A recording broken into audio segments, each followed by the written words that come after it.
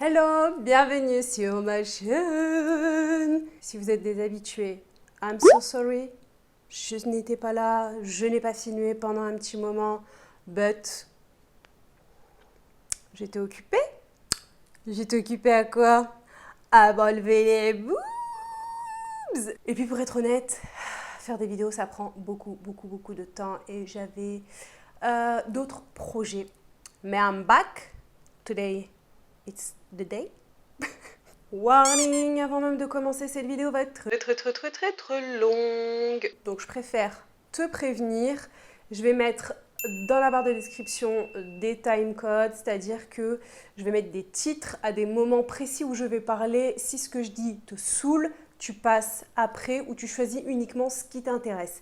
Dans mon expérience de réduction mammaire, comme je l'ai dit au début, au moins ça te fait pas perdre de temps. Si t'as pas envie de regarder les je ne sais combien de temps de vidéos, tu vas là où tu as envie d'aller, là où tu te poses des questions. Mais j'avais vraiment envie de faire une vidéo expérience. Je dis bien que c'est mon expérience. Venez pas attraper ma veste, c'est mes cheveux, mais ma veste ici en me disant c'est pas ceci, c'est pas cela, c'est pas tatati, c'est pas tatata.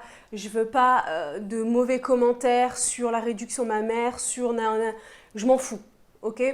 Ici, c'est mon expérience, comment moi je l'ai vécu, et autant il y a d'êtres humains sur Terre, autant il y a d'expériences différentes. Donc si la vôtre est différente de la mienne, partagez-la en com, il n'y a aucun problème, on n'est pas ici pour se donner bonne conscience, pour venir vomir sa haine sur les gens, sa propre frustration. Bien au contraire, si moi je l'ai fait, si d'autres personnes l'ont fait, si toi tu estimes que tu te retrouves dans mon témoignage, eh bien fais ce que tu as à faire en fait, tu vois, tout simplement. Donc comme je l'ai dit dans l'intro, je vais partager cette vidéo en différentes sections qui vont avoir des titres différents pour vous raconter de A à Z mon expérience. Tout simplement parce que moi quand j'ai commencé mes recherches, j'ai trouvé bien sûr des vidéos YouTube, des vidéos Insta et plus récemment TikTok parce que j'ai un TikTok. Je sais, dans une des vidéos, j'ai dit que j'aurais jamais de TikTok. Mais en fait, TikTok, on en fait l'utilisation qu'on a envie d'en faire. Si tu as envie de regarder des ados prépubères danser, c'est sûr que TikTok va te proposer ça. Moi, pas du tout. Donc, comme je le disais, j'avais vraiment envie de retrouver sur YouTube, parce que je trouve que c'est le format où on peut le plus développer ce qu'on pense, développer nos expériences, etc. Je vais tout vous raconter de A à Z, de la construction de l'idée jusqu'à maintenant. Donc au jour d'aujourd'hui où je tourne, ça fait 3 semaines que j'ai été opérée. Alors, on commence par quoi? Eh bien, on commence par le commencement. J'avais d'énormes douleurs dans le dos. Et à ce niveau-là, alors je suis désolée, je ne sais pas comment ça s'appelle, cette zone-là du corps. Horrible. Horrible. Un cercle vicieux à n'en plus finir. Je portais des soutifs, j'avais mal ici, je n'en portais pas, ma poitrine tombait sous la pesanteur, j'avais extrêmement mal ici. Imaginez-vous, grossesse, allaitement, j'ai perdu une taille entre grossesse et allaitement, une taille par rapport à ce que j'ai là. Donc en fait c'est juste le lait qui s'en est allé et j'ai gardé tout le reste. J'ai perdu il y a quelques années beaucoup de poids, j'ai perdu une taille. Donc entre grossesse, accouchement, allaitement, perdre je ne sais combien de kilos, arriver jusqu'à un 36 et perte de taille, comment vous dire que j'avais beaucoup trop de poitrine, en plus pleine, ça pesait très lourd, d'ailleurs on m'a enlevé quasiment 1 kg pour vous dire que c'était beaucoup trop. Donc des douleurs à n'en plus finir, pour plus avoir mal au dos, il fallait faire du sport. Moi, clairement, courir, c'est pas possible. Marcher, déjà, c'était compliqué. Très régulièrement, je me tenais la poitrine pour marcher. Vite, par exemple, j'allais chercher ma fille à l'école, je dois y être à 16h30, à 16h25, tu me vois en train de marcher, dehors, en train de soutenir ma poitrine pour marcher vite. Quel sport tu peux faire avec ça? Il y a un manque dans l'industrie du textile au niveau des grosses poitrines. Alors, soit on a des soutifs avec des bretelles comme ça, soit on a des soutifs à 50 € qui ne maintiennent pas, qui n'englobent pas. Le sport, c'est pareil. Les maillots de bain, vous êtes tous croisés comme ça avec des grosses bretelles. Les brassières de sport, quand on trouve une à ta taille, pareil. Et moi, comme je vous ai dit, impossible d'avoir quoi que ce soit qui m'appuie là. Parce que les bretelles, elles arrivaient là. Moi, en tout cas, elles m'arrivaient là. Elles me sectionnaient ici. Anecdote, cette année j'ai accompagné ma fille pour ses cours de piscine à l'école. Leur maillot de bain, j'en ai quand même acheté un. Alors j'en ai trouvé un qui était clairement pas à ma taille parce que mes seins n'étaient pas maintenus, ils tombaient jusqu'en bas, plus ça là. Et bien un jour je suis restée 3 jours bloquée. Vous savez comme quand vous vous tournez trop vite, ça craque là. Juste parce que j'avais mis ce maillot de bain, 3 jours sans tourner la tête. Donc clairement, on va faire du sport, on va faire de la natation pour ton dos, c'est pas possible. En tout cas dans mon cas, je parle bien, dans mon cas, c'était pas possible. Sachant que je faisais un bon F, il n'y avait pas ce qu'il fallait pour trouver. Ou alors je n'ai pas trouvé les boutiques, ou alors j'ai trouvé les boutiques mais avec des soutifs à 50 € et qui avaient 0 maintien.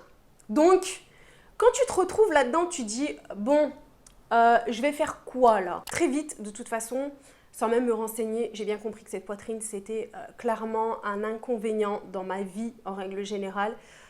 Dites-vous que j'ai même ma posture qui a changé. Je me suis toujours tenue très droite. Et j'ai remarqué que même là, je le remarque, je suis comme ça, alors que je devrais être comme ça. Pas normal. Au fil du temps, quand tu abordes une mauvaise posture, forcément, à l'intérieur, ça va pas non plus. Ok, je vais voir si en ayant l'avis d'un docteur, si ça pourrait être un des facteurs de mes douleurs. Donc je me mets à rechercher le chirurgien le plus hype de ma ville. Donc je trouve un bon docteur Mamour. Alors je vais l'appeler docteur Mamour pour les besoins de cette vidéo. Bien sûr, ce n'est pas docteur Mamour de Grey's Anatomy. Mais c'est un gars qui le ressent. C'est pour ça aussi que je vais l'appeler docteur Mamour. Donc si tu veux, voilà, petit cabinet assez bourgeois. J'ai essayé de trouver quelqu'un qui avait de super bons avis. Chirurgien esthétique. Ça aura son importance pour après. Dans le deuxième, une grosse galère pour se garer. Déjà, je mets je sais pas combien de temps. Le cabinet, c'est... tu vois, dans certains endroits un peu, voilà, tu trouves un petit rooftop avec des petits cafés glacés, des petits cocktails à 30 €, un peu select. C'est la même chose là. Il faut rentrer dans un bâtiment qui donc sont des logements, tu dois aller à tel étage, parquet qui grince, moulure, enfin tu vois le DEL. Et là sur la droite, une secrétaire qui va... Faut que je vous raconte, c'est anecdotique. Donc j'arrive, une secrétaire, toute vêtue de marque. Donc bonjour, bonjour. Alors elle me dit, vous êtes madame Intel? Oui, voilà, j'ai rendez-vous pour donc une réduction mammaire. Très bien, installez-vous, il y a 2-3 papiers à remplir. Et si tu veux, je pense qu'en fait, ce genre de cabinet, alors soit je suis complètement hors plaque, soit je suis pas la clientèle visée, soit ils ont beaucoup trop l'habitude de leurs clients fidèles et ils sont un peu trop à l'aise. Je m'explique. Je suis quelqu'un de très cordial. Enfin, vous le voyez comme je suis dans mes vidéos, je suis comme ça dans la vie. Les gens qui me connaissent pourraient vous le dire. Je n'ai pas l'impression d'être différente. Je suis quelqu'un de très cordial, sociable. Ça dépend. Je choisis quand je veux l'être et avec qui et où. L'environnement aussi joue beaucoup. Bref, là pour moi, c'était pas mettre à l'aise la personne. Elle m'a posé des questions qui étaient gênantes. Alors, est-ce que ces questions étaient en rapport pour savoir mon milieu socio-professionnel, pour savoir si j'étais blindax ou pas? Je sais pas, mais en tout cas, ça tournait beaucoup autour de questions qui ne se posent pas, selon moi, d'une secrétaire, d'un chirurgien. Voilà, chirurgie esthétique ou pas, je sais pas. J'ai pas envie de spéculer en disant, et puis on va commencer à venir m'insulter ici en disant, quand on est cordial, vous aimez pas, puis quand on l'est pas, vous aimez pas. En fait, je trouve qu'il y a un juste milieu à avoir. Tu peux même dépasser un petit peu. D'ailleurs, avec ma chirurgienne, je vous en parlais après, il y a été cordial plus, mais là, c'était gênant. Enfin, j'étais gênée.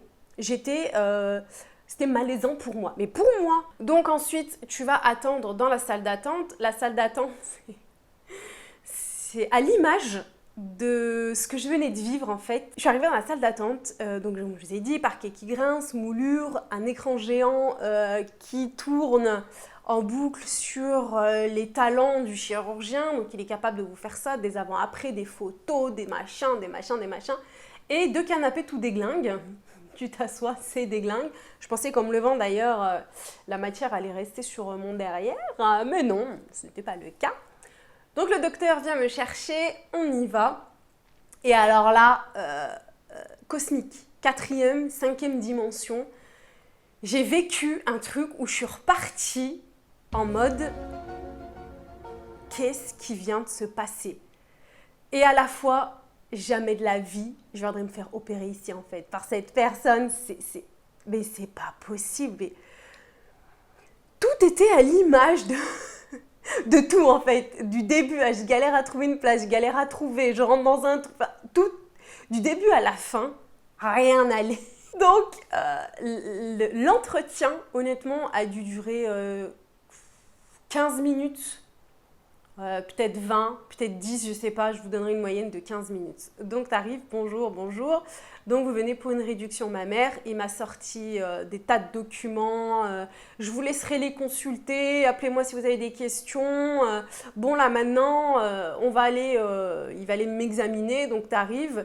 Tu montres juste ton haut, hein, donc tes boobs. Et donc là, il regarde, il m'a chopé l'un d'entre eux, il me l'a remonté, il m'a fait un truc comme ça, il m'a dit « Voilà à quoi ça pourrait ressembler. Moi, je vous ferai un bossé, ça serait bien harmonieux par rapport à votre silhouette, tatati tatata. Voilà, pouvez-vous rhabiller. » Ah mais je le regarde, je lui dis donc là, quand même, j'interviens, je lui dis « Excusez-moi, mais moi, je veux pas de C, en fait. Là, je viens d'un F. » Je veux pas qu'on m'enlève 2-3 tailles, quoi. Je veux vraiment un A, voire un petit B. Et là, il me dit... Ah non, non, non, non. Ah mais non. Ah mais pas du tout. Ça sera très moche. Il faut que vous gardiez quand même cette ligne féminine. Alors là, j'ai dit, toi, c'est clair. Toi, c'est clair que c'est pas possible. Je me ferai pas opérer là-bas. Et maintenant, aujourd'hui, je me rends compte de mon erreur, c'est d'avoir consulté un chirurgien esthétique. Tu y vas pour de l'esthétique. Je pense que les clientes, les patientes qui y vont, ils vont dans un but esthétique. Moi, pas du tout. Moi, j'avais juste envie qu'on me redonne une nouvelle vie où je vais pouvoir arrêter de me tenir les boobs en marchant dans la rue, où je vais pouvoir mettre une brassière de sport pour aller faire du sport et un maillot de bain que je pourrais acheter à Decathlon, comme tout le monde, pour pouvoir aller accompagner ma fille faire de la natation. Il n'a pas du tout pris ça en compte. Il a juste voulu me faire un bossé. Non. Et en plus, à aucun moment, il m'a posé la question sur actuellement, ma morphologie est celle-ci, mais est-ce que je prévois, grâce à cette opération, de faire du sport, un rééquilibrage alimentaire ou un régime pour certains? Enfin, chacun fait ce qu'il veut, quoi. Il ne s'est même pas posé la question. Peut-être qu'à l'issue de cette opération, je vais pouvoir refaire du sport, je vais peut-être perdre 20-30 kilos, 10 kilos, et j'aurai plus cette morphologie. Donc, je vais revenir à mon problème de ma morphologie actuelle, j'avais un F, je perds 20 kilos, je me retrouve avec un C. Mais c'est toujours pareil, je me retrouve avec une poitrine qui est beaucoup trop grosse pour moi, sachant que quand je perds du poids, je ne perds pas de poitrine. Mais ça, est-ce qu'il peut le savoir? Non, il ne m'a pas posé la question, il s'est juste dit, la meuf, je vais lui faire des beaux ins par rapport à sa morphologie d'aujourd'hui. Mais le corps change, on perd du poids, ça fluctue, aucune question. Je suis repartie avec mes documents, il m'a dit « Allez voir ma secrétaire pour une date d'opération si vous êtes OK. » et ciao. Et bien sûr, 80 €. Parce que pour la prise en charge, il faut il faut que le chirurgien estime pouvoir vous enlever minimum 300 grammes par sein. Voilà, donc moi c'était largement le cas. Cependant, vu que c'était Docteur Mamour dans le privé, qui doit avoir beaucoup de patientes, qui dépensent beaucoup d'argent, c'était 2500 € de dépassement de frais d'honoraires plus 400 € d'anesthésiste. Voilà, donc de ma poche, j'avais encore 2900 € à sortir. Pour avoir un C, non merci. Pour qu'il ne me demande même pas ce que je veux, même pas quels sont mes projets à l'issue de cette opération. À partir de là, je retourne chez moi, je refais mes recherches et là, je me dis, il faut que j'arrête d'être butée, il faut que j'arrête d'être bête, de me dire que dans le public, c'est de la D et que dans le privé, c'est mieux. En fait, je suis restée bloquée sur là où j'habitais avant. L'hôpital est devenu une école. Métaphore, c'est devenu une école, donc du coup là-bas t'as que des étudiants. Que tu ailles en urgence, en rendez-vous, en n'importe quoi, t'as jamais accès à un docteur, à quelqu'un qui n'est pas là pour faire ses études. Je suis restée butée sur ça, mais aujourd'hui j'habite ailleurs, à côté d'une très grande ville où il y a de très bons hôpitaux publics, donc arrête d'être bornée et va prendre rendez-vous en hôpital public. La seule chose qui me rebutait un peu, c'est après toutes mes recherches, c'est qu'il y a de l'attente. Voilà. Chez Docteur Mamour, j'avais pris rendez-vous, 2-3 semaines après, je peux me faire opérer. Là, on parle plus en mois d'attente, juste pour un rendez-vous. Donc pour une OP, il faut attendre des mois. Bon, c'était juste ça que je craignais. Je disais là, j'en peux plus, je souffre trop, je pleurais tous les jours de douleur de dos. Il n'y a pas un matin où je ne me suis pas réveillée sans avoir mal au dos. La seule fois où j'ai pas eu mal au dos pendant 2 jours, c'est quand mes potes m'ont offert un massage. Pendant 2 jours, j'ai pas eu mal au dos, mais sinon, toute ma vie, j'ai mal au dos. Je me réveille avec le mal de dos, je me couche avec le mal de dos, je dors avec un coussin sous mes reins. Pas une vie. Concrètement, pas une vie. Je me suis dit, là, je suis arrivée au bout de mes limites, il faut vraiment que je me fasse opérer rapidement. Mais je me suis dit, voilà, de toute façon, je ne me ferai pas opérer par Docteur Mamour, donc autant patienter. Je suis désolée si je brille de mille feux, mais il fait tellement chaud. Je vais pas vous mettre le ventilo, mais il fait tellement chaud. Je fais mes recherches. De nouveau, par rapport aux avis, etc., j'hésite entre 2 hôpitaux. Donc, ce que je fais, c'est que je vais voir mon docteur et je lui dis mon projet. Et là, super meuf, elle appelle sa BFF en lui disant « Ouais, l'année dernière, tu te rappelles, t'as fait une réduction mammaire, c'était chez qui? Donne-moi le nom du chirurgien, nanana. » Et donc là, sa BFF donne le nom de son chirurgien, de son hôpital. Parfait, ça tombe dans les deux, là, un des deux où j'hésitais.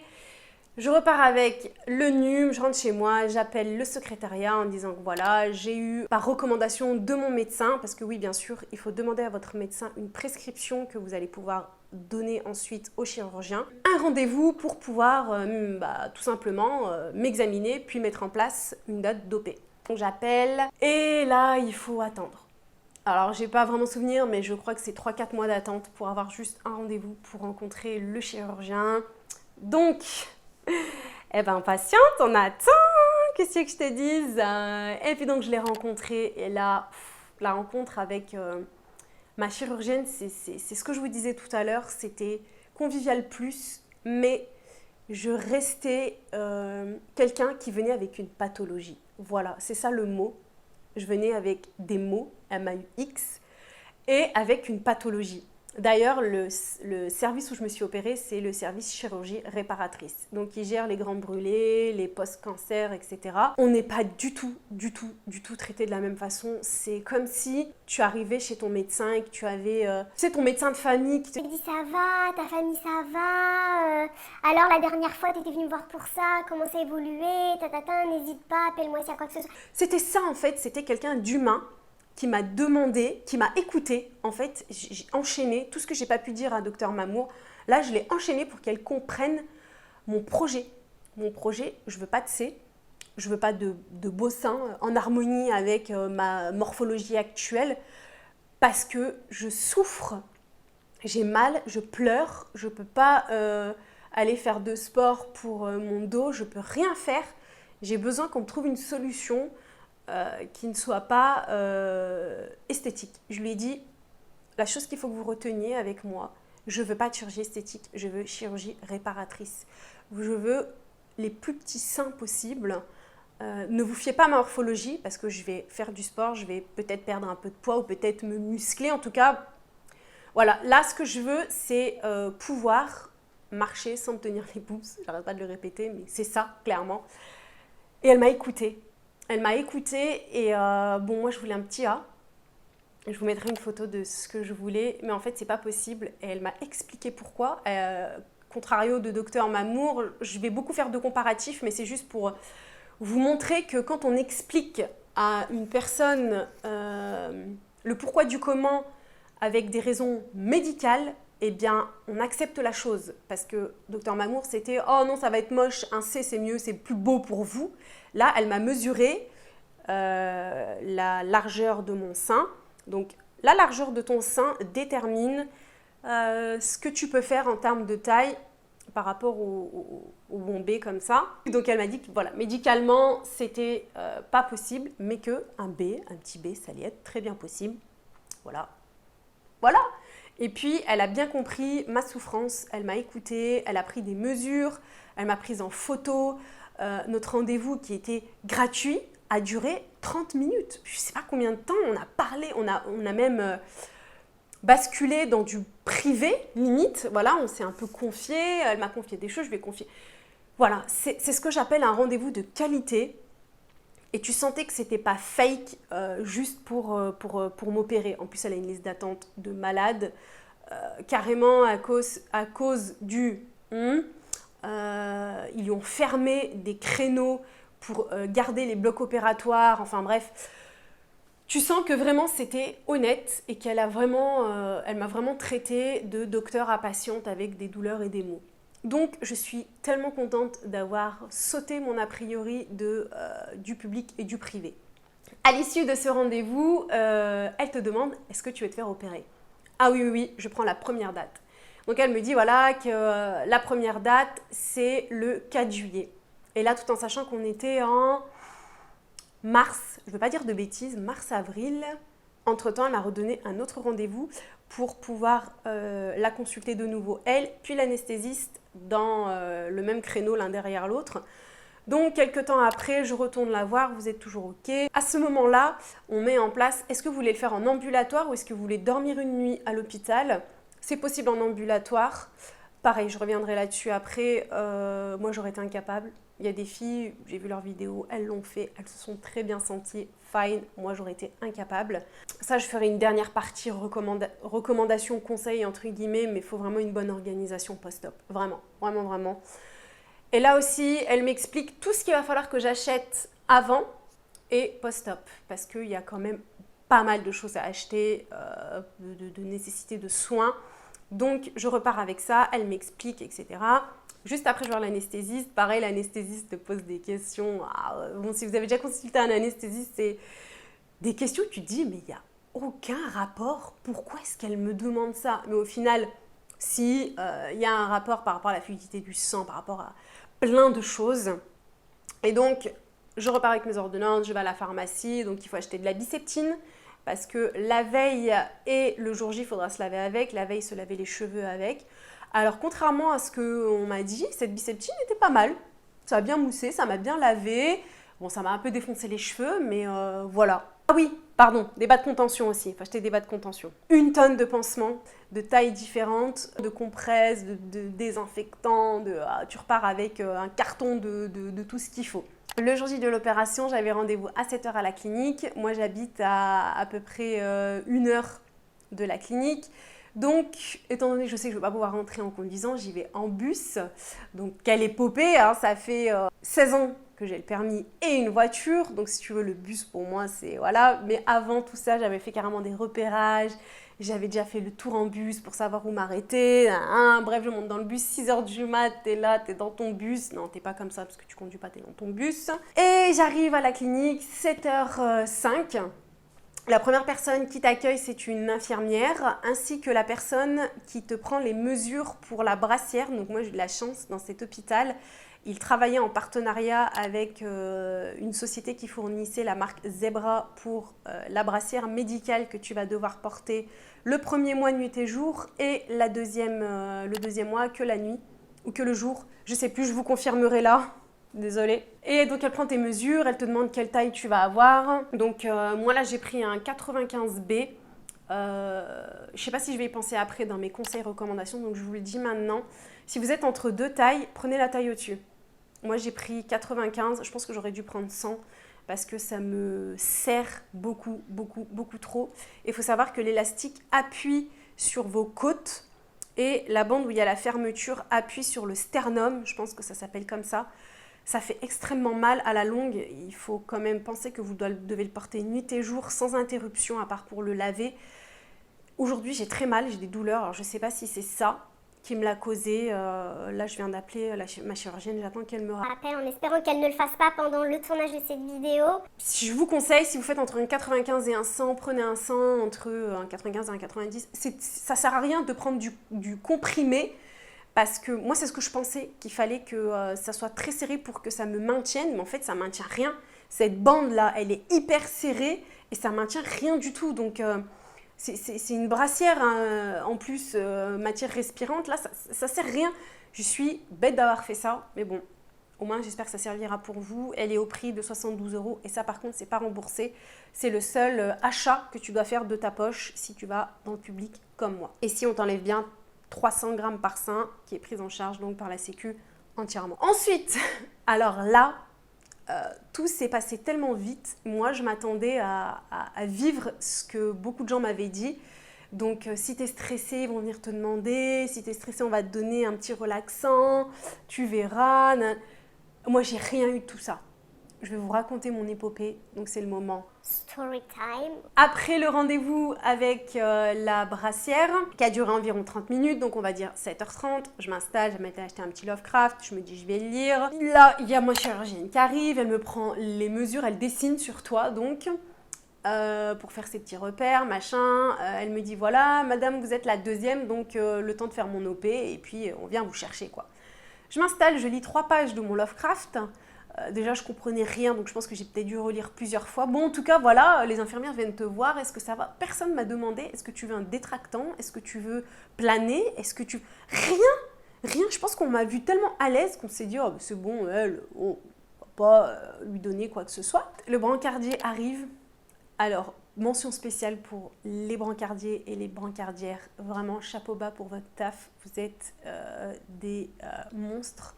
Parce que le gars est arrivé, il devait être, je sais pas, peut-être 8h30, 8h15. Le gars était déjà en sueur, il goûtait sur mon lit. Vous faites vraiment un taf vraiment pas facile, très physique. Et vraiment mention spéciale pour vous, chapeau. Le gars arrive, m'emmène et je lui dis on va où? Il était dans le speed, il m'a pas trop expliqué. Ben, on va en OP, en fait, on descend au bloc. Moi, j'étais archi pas prête. Enfin, je sais pas, j'étais pas prête... à descendre tout de suite parce que ma chirurgienne elle est venue il n'y a pas longtemps et elle m'a dit vous êtes deuxième mais en fait on vous descend donc voilà on m'a descendu et là par contre ça prend un peu de temps donc je comprends pourquoi on est venu me chercher plus tôt. Donc une nana est venue me faire ceci, donc vous voyez j'en ai encore les stigmates là, voilà le cathéter. Donc au départ elle a essayé là mais moi j'ai pas de veine dans la main, je lui ai dit j'ai pas de veine dans la main mais on pouvait pas le mettre là parce qu'on allait m'opérer, j'allais être semi-assise comme ça. Donc elle m'a défoncé la veine, j'avais un hématome de la taille là. Elle a essayé ensuite là, ça a fonctionné, mais j'ai eu tellement mal, ça m'a rappelé les souvenirs de l'accouchement. Tu sais, quand tu gardes ça des jours, tu peux même pas porter ton enfant tellement t'as mal. Et puis là, donc on discute, mais toujours là, en fait, à aucun moment, tu sais, j'aurais voulu planer à ce moment-là. Et non. On revient me voir 15 minutes après. Bon, madame, vous êtes prête à aller au bloc? Je suis prête à plus avoir de boobs, mais aller au bloc, ça, je sais pas. Et elle me dit... Est-ce que là, vous pouvez marcher? Je lui dis marcher, c'est-à-dire marcher là pour aller où, en fait? Pour aller au bloc. J'ai marché pour aller au bloc. Quand mes pieds ont touché le sol, je croyais que Pingu... Vous connaissez Pingu quand vous étiez gosse?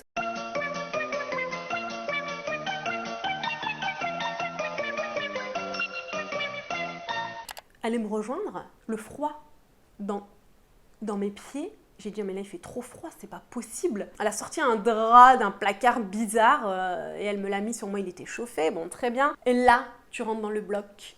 Alors t'entends tous les bruits d'ustensiles posés, t'entends discuter. Je pensais retrouver une salle à la Grey's Anatomy, mais rien à voir.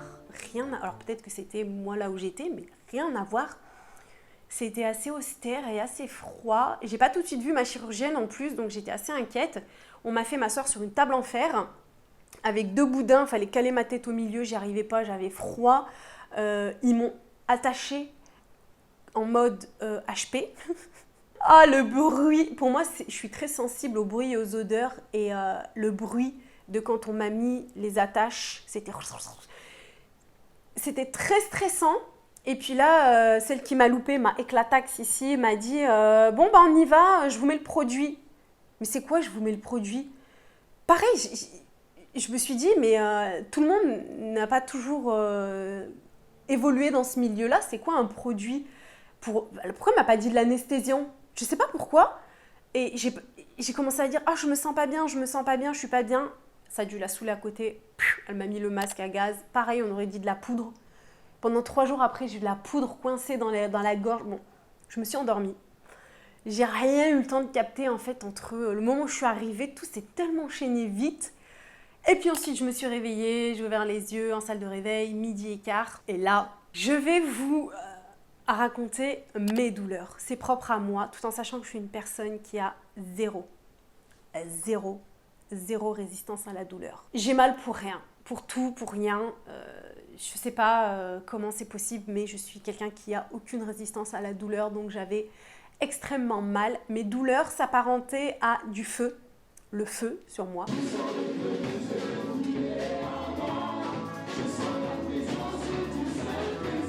Bon, pour ceux qui ont la ref. Et j'avais extrêmement mal, donc quand on est venu me demander comment ça va, j'ai dit j'ai mal.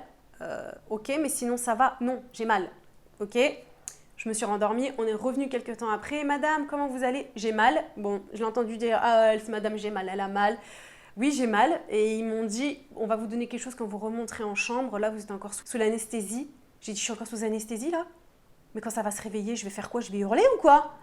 Bon, je remonte en chambre, on vient me voir, madame ça va, j'ai mal. C'est comme quand vous revenez à la maison, vous avez 3 types de médication selon la douleur. Premier, si ça ne fonctionne pas, un autre type de médication, ça ne fonctionne pas, un autre type de médication. Elle a essayé sur moi les 2 premières, ça n'a pas fonctionné, on m'a donné la 3e. Magnifique, une petite pipette comme ça que tu mets sous ta langue, magnifique. Donc comme je vous ai dit, j'ai demandé à dormir là-bas, donc le soir on m'a apporté un repas que je n'ai pas mangé, voilà. Le lendemain, l'interne vient me voir. Ah non, la veille, ma chirurgienne est venue me voir quand même, j'étais encore shootée avec 3 internes. Bonjour, je viens avec mes internes, salut. J'avais tellement mal qu'en fait, voilà. Donc le lendemain, une des internes qui était présente avec la chirurgienne de la veille, bonjour, vous vous souvenez de moi? Alors je dis oui, je crois que vous étiez avec ma chirurgienne hier, oui voilà, je suis l'interne, je vais vous examiner. Elle touche un peu comme ça, vite fait à travers le bandage, donc ma chirurgienne l'appelle le bandage en Paul Gaultier pour un temps, voilà, mais c'est plutôt momie, la momie, tu vois, t'es embaumé du haut, des boobs. Et donc elle touche un peu comme ça, elle dit ah c'est bien souple, c'est bien, ok. Allez, ciao, bye. Elle me dit, vous pouvez partir à 11h30, tout va bien. Une amie à moi, Isa, big love sur toi, est venue me chercher. Heureusement, moi, je me suis dit, bon, je vais rentrer en bus. En fait, j'ai tellement prié pour que tout se passe bien, j'étais tellement détendue que j'ai minimisé la partie douleur. J'ai complètement fait abstraction de ça pour ne pas m'inquiéter. Ça a été mon refuge un peu, au-delà d'avoir prié pour ça, en mode, si j'y pense pas, je ne vais pas appréhender la douleur, je ne vais pas appréhender l'après. Donc pour moi, j'étais en capacité de rentrer en bus chez moi. Non, Sonia, tu ne rentreras pas en bus chez toi en fait. Tu as 50 minutes de bus, tu vas aller nulle part. Je suis rentrée chez moi. 2 jours plus tard, l'infirmière vient et là, elle est venue me découper la momie. Et là, j'ai fait une crise d'angoisse. Je ne m'attendais pas à ça. Je ne m'attendais pas à faire une telle crise d'angoisse. J'ai relâché toute la pression, j'ai pleuré. J'avais extrêmement mal. Je ne sais pas si l'infirmière a voulu, tu sais, un peu comme un pansement quand tu l'arraches, faire ça vite. J'ai trouvé ça un peu... Bon, de toute façon, je n'étais pas dans un bon mood, donc je pense que peu importe ce qu'on m'aurait fait, j'aurais mal pris. J'avais très, très, très mal. J'ai chouiné, j'ai pleuré. Et puis, quand elle m'a enlevé ça, en fait, moi, ça me faisait du bien d'avoir un maintien. Et en fait, quand elle me l'a enlevé, j'ai eu ma Madeleine de Proust. Je me suis rappelé la douleur de ma poitrine d'avant quand je n'avais pas de soutif. Eh bien, c'était lourd et j'avais cette même douleur là. Et je me suis dit, non, en fait, j'ai souffert, j'ai fait tout ça pour... Elle ne m'a pas enlevé assez, j'ai toujours les mêmes douleurs et je vais devoir vivre avec ça. C'est ça aussi qui m'a fait pleurer. Alors, c'est quand j'en ai fait mon analyse plus tard. Sur le coup, je pensais que c'était juste parce que j'étais en mode crise d'angoisse, mais je pense aussi que c'est parce que c'était lié à tout ça. Ensuite, donc, elle m'enlève ça et là, donc, elle te démarre les pansements. Donc, tous les 2 jours, elle doit passer pendant 1 mois pour te mettre des pansements sur les cicatrices. Donc, moi, la mienne, je vous mets là un dessin à quoi ressemble la cicatrice. Ça s'appelle en forme d'encre. Donc, il faut mettre des pansements. Alors, pareil, je ne sais pas si je vais y penser après, donc je vous le dis ici. Demandez à la pharmacie de vous montrer les différentes dimensions de pansement qu'ils ont. Parce que quand vous pensez à une cicatrice en forme d'encre, quand on vous donne des pansements carrés comme ça, bah ça va pas en fait. Comment tu vas en utiliser combien? Selon la longueur de votre sein, si tu prends des carrés comme ça, mais tu vas utiliser combien de paquets? Et en fait, ça, la pharmacie va pas y penser. La pharmacie, je pense qu'ils savent même pas pourquoi tu viens de faire opérer, donc ils te donnent des trucs comme ça, mais ça n'allait pas du tout. J'ai passé au début des boîtes pas possibles et l'infirmière elle m'a fait une autre prescription avec d'autres dimensions. Et là, voilà, pour celle du bas, j'avais des comme ça. Pour le téton, un carré. Et pour la du bas, un comme ça. Au bout de 15 jours, je suis retournée voir ma chirurgienne donc, qui constate l'évolution de la cicatrisation et de la souplesse des seins. Donc ça allait très bien. Moi, à ce moment-là, j'avais pas encore les fameuses douleurs de la brassière. Donc je regrette tellement de ne pas lui en avoir parlé à ce moment-là, mais j'avais pas les douleurs comme aujourd'hui. En tout cas, j'avais juste des douleurs de la brassière me comprime, mais j'avais pas ces douleurs-là. Et donc la cicatrisation évoluait très bien, c'est très bien. L'infirmière est revenue 2-3 fois après ça, puis après elle a dit c'est tout refermé, c'est très bien. Les points sont internes avec des fils résorbables, donc il n'y a pas de points à enlever, il y a rien. Si tu veux, voilà, tu cicatrises et puis c'est très bien, il faut juste bien faire tes soins. Moi je l'ai fait pendant, donc c'est tombé mois d'août à Kekalor. Ouais, donc il fallait bien que je... fasse attention que mes cicatrices ne soient jamais humides ou à cause de voilà, quand tu sues, etc. Et aussi, quand tu prends ta douche, faites-le juste avant que l'infirmière arrive. Donc c'est un peu pénible parce que tu ne sais pas à quelle heure elle arrive. Des fois, elle arrive à 8h, des fois, elle arrive à 10h. Moi, je me levais à 8h, je prenais ma douche, j'enlevais mes pansements pour pas que ça macère et puis je me restais les boubes à l'air à la maison et j'attendais qu'elle vienne. C'est ce que le chirurgien aussi conseille. Les 3 premiers jours... c'est pas un conseil que je vous donne, mais c'est le conseil que je me suis appliqué, d'accord ? Faites comme vous, selon votre sensibilité, votre résistance à la douleur. Le premier jour, j'ai voulu faire un peu la warrior, voilà, tester la douleur. Quand je suis rentrée chez moi, je me suis dit, on va voir si je prends des calmants ou pas. Alarme, toutes les 6 heures, tu prends ton médoc et tu nous fais pailleche. Voilà, moi c'est ce que je me suis fait, parce qu'une fois que la douleur s'installe, c'est beaucoup trop douloureux. T'as l'impression qu'en fait la médication ne fonctionne pas et t'as tendance à en prendre plus, alors que si toutes les 6 heures tu respectes le timing, tu prends de la médication, t'as pas le temps que ta douleur arrive. Au final, voilà, ça s'enchaîne bien. J'ai fait ça que pendant 3 jours. Ensuite, j'ai voulu voir la douleur et la douleur évolue. Alors moi, j'ai eu des hématomes aussi. Voilà, je sais pas si tout le monde en fait ou pas.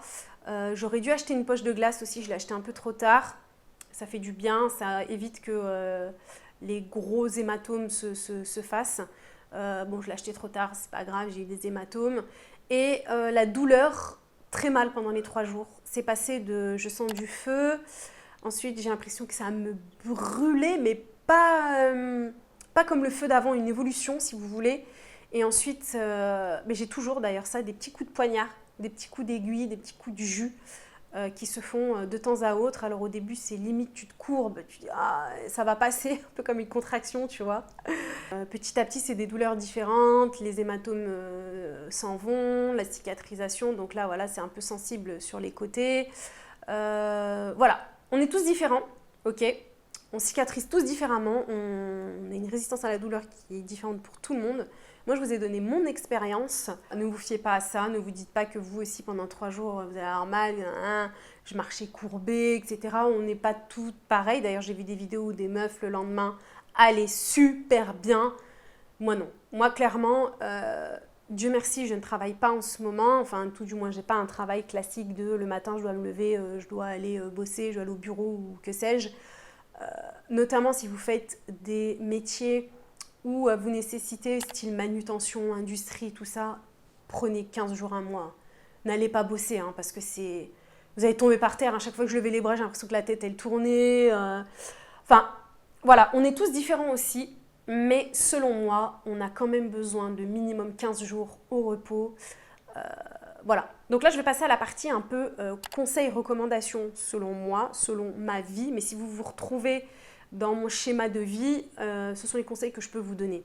Faites ce que bon vous semble, ok ?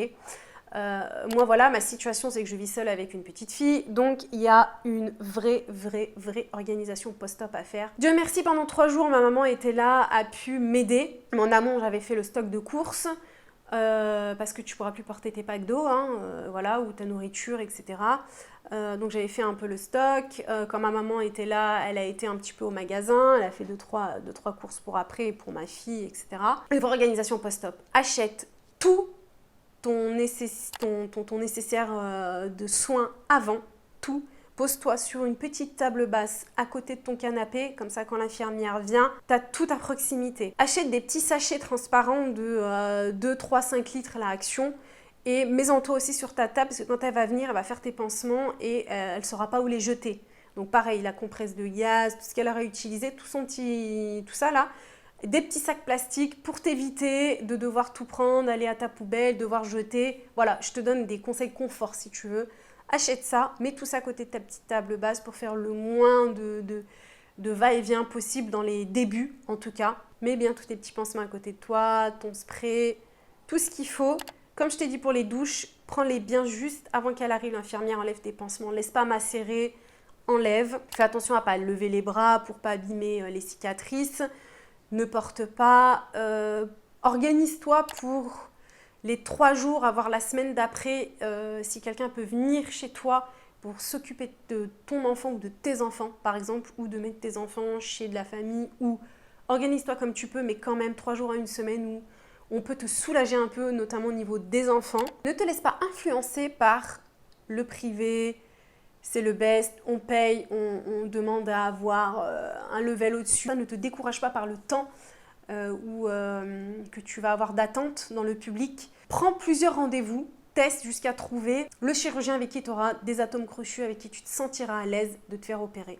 Parce que tu vas quand même lui confier ton corps, tu vas lui confier un peu ta vie, parce que moi, comme je vous ai dit, j'étais en recherche de pas de nouveau look pour une nouvelle vie, mais nouveau boobs pour une nouvelle vie, plutôt nouveau no boobs pour une nouvelle vie. Et du coup, c'est important qu'elle t'écoute et qu'elle comprenne ce dont tu as besoin. Donc, n'hésite pas, voilà, à aller voir peut-être plusieurs chirurgiens, à attendre s'il faut, mais que tu sois à l'aise et que tu trouves la bonne personne. Comme je l'ai dit tout à l'heure, la brassière, c'était entre 2 tailles. Prends pas la plus serrée, ça sert strictement à rien. Oui. Voilà. J'espère avoir répondu à tout. J'espère n'avoir rien oublié. J'espère vraiment, vraiment, vraiment n'avoir rien oublié. Si c'est le cas, n'hésite pas, en barre des coms, pose-moi ta question. N'hésite pas, même, il n'y a aucune question bête. Voilà, même s'il y a quelque chose que j'ai abordé dans cette vidéo, mais que selon toi, j'ai un peu survolé, que tu aimerais vraiment rentrer en détail, n'hésite pas.